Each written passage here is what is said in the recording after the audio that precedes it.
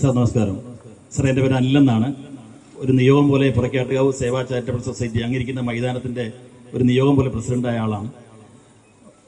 എനിക്ക് ഉന്നയിക്കാനുള്ളൊരു കാര്യം ശബരിമല തന്നെയാണ്. ശബരിമലയിൽ രാത്രിയിൽ നാടിനും വീടിനും കൊടുക്കാത്ത കുറച്ച് ആൾക്കാരെ കയറ്റുന്നൊരു ഭാഗമുണ്ടായി. അതിനുശേഷം ഞാൻ ശബരിമലയ്ക്ക് പോയിട്ടില്ല. ഒരു പ്രത്യേക ഒരു തീരുമാനമുണ്ട് മനസ്സിൽ.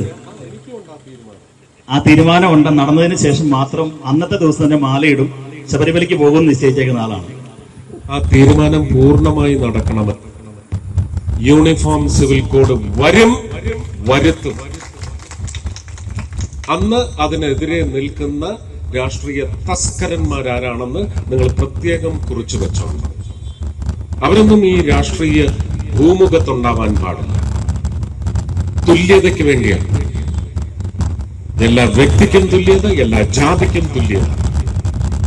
അത് വന്നു കഴിയുമ്പോൾ എങ്ങനെയൊക്കെയാണോ റിലീജിയസ് ഇൻസ്റ്റിറ്റ്യൂഷൻസ് നടക്കുന്നത് അതുപോലെ നമ്മുടെ അമ്പലങ്ങളും നടക്കണം എന്ന് പറയുന്ന അഡീഷണൽ ആയിട്ടുള്ള ബില്ല് അതിന്റെ പിറകെ വരും. അന്ന് ഈ ദേവസ്വങ്ങളുടെ എല്ലാം അവസാനമായിരിക്കും. ഉറപ്പാണ്, വാഗ്ദാനമല്ല. ഇത് നടക്കണം. സാറിന്റെ ചോദ്യം ഒന്നോടെ